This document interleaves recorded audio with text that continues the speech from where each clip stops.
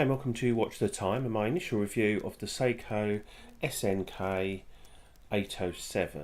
Now this is the blue version, so it comes with a blue dial and a blue strap. The black version is the 809, black dial, black strap. Then the green version is the 805 and they do a beige version which is the 803. I'll put links to Amazon in the description for all of these watches because this is definitely a little watch that I think I would recommend you pick up. I understand it's already one of the most popular sort of automatic watches sold on Amazon, but I don't know that for definite. So what do we have?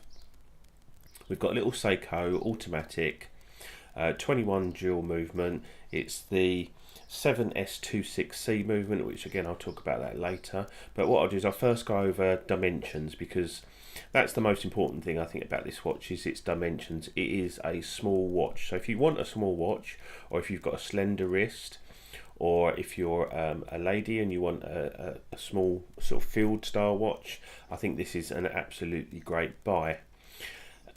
For me, it's a little bit too small. I've got nothing against it and no problem with it, but I prefer its bigger brother, the SNK805 or whatever it is.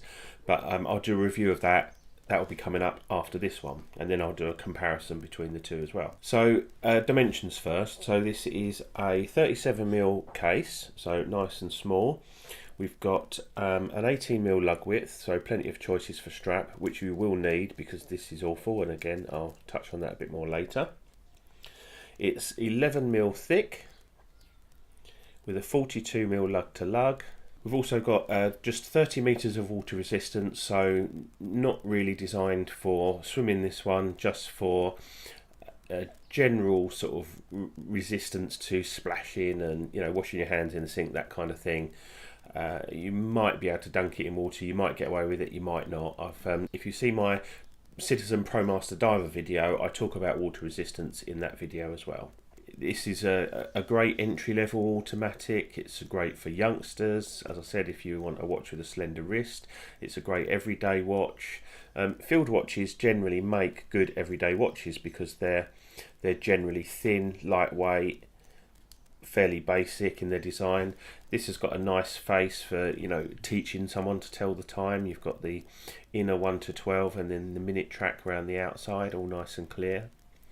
It's got the same Seiko Lumi Bright, just not an awful lot of it. There's lume on the hands, the lume pip on the second hand, and just dots around the edge. So whilst it is good lume, there's not an awful lot of it. Unfortunately, the minute markers, like the minute Arabics and the triangle, are not loomed on this, but it gives a nice lume, as you can see there. But it's not, we're not in diver territory or monster territory or anything like that. But it's good enough. So the one thing I think they got wrong with this is the second hand. Sometimes I like a watch with a second hand with a red blob on the end or a red tip to the end, because I think it really picks it out and it is a nice pop of colour. But in this watch it kind of blends in, and if you see it as it runs around here, as it blends into the dial, the red and the blue, it just looks like a short second hand is running around, and I just don't like the look of it. It just looks odd to me. If that second hand had been white all the way along, it would have been absolutely fantastic. It is something that's fairly easy to change on these because these are quite moddable, nice and easy to take apart. So as you can see there, we've got obviously a day-date complication. We've got a very simple mechanism in it, but it's a robust, reliable, accurate mechanism, the 7S26. So we've got no hacking, no hand winding. So first pull of the crown and we can set the date. And if you go the other way around, you can set the day. So you've got two languages. That's nice and easy, and then if you pull it again, you'll notice the second hand doesn't stop, but you can set the time. So no hacking, no hand winding on this one. However, I don't see that as a problem on an everyday field watch. You literally, if this was stopped dead, and I've done it myself, you just literally pick it up. By the time you've sort of moved it around and put it on and got it strapped in, it will just keep running with the movement of your wrist.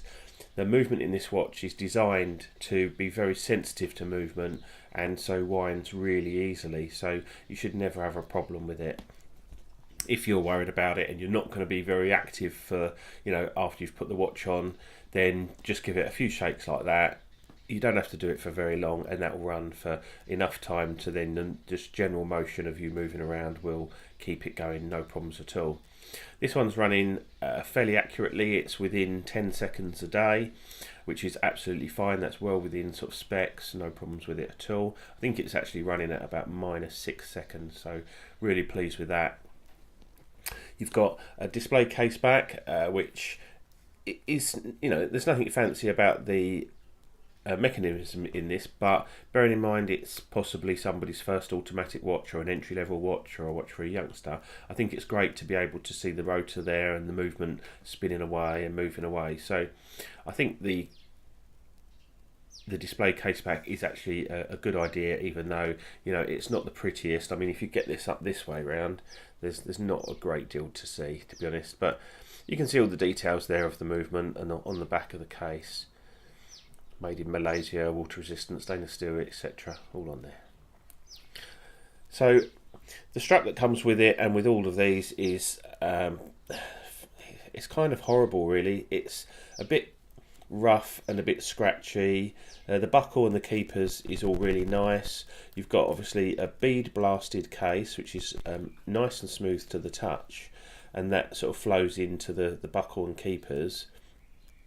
But in between you've got this kind of nasty strap, and it's got, like this end, it's got this bit, and it makes it a bit awkward after a while. You can see it's got some wear here.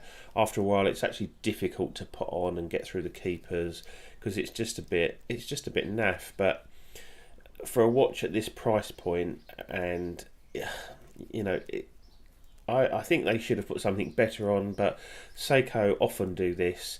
This is where they kind of cut corners, in my opinion, is on their bracelets and their straps. I mean, I've just got the Seiko Cocktail Time, you know, which is a fairly expensive dress watch, and the strap on it is just awful. I don't know what they were thinking of.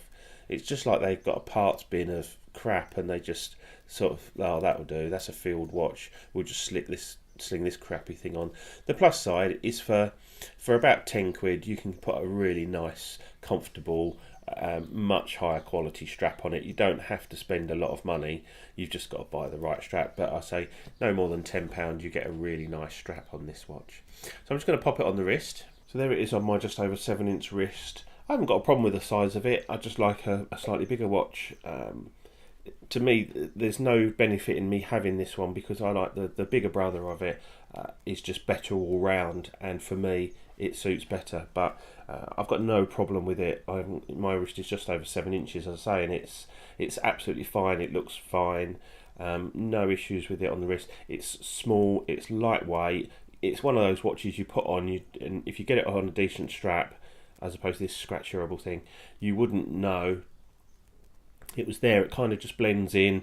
It doesn't affect your day, and it's one of those watches you could just wear all day, every day. You can sleep in it, no problems at all. It's kind of slender enough to slip under a cuff. So if you was if you was wearing a shirt and going to a business meeting, or with a half decent strap, you could get away with this as a kind of more dressy watch. But it's just a good all-round field watch, in my opinion.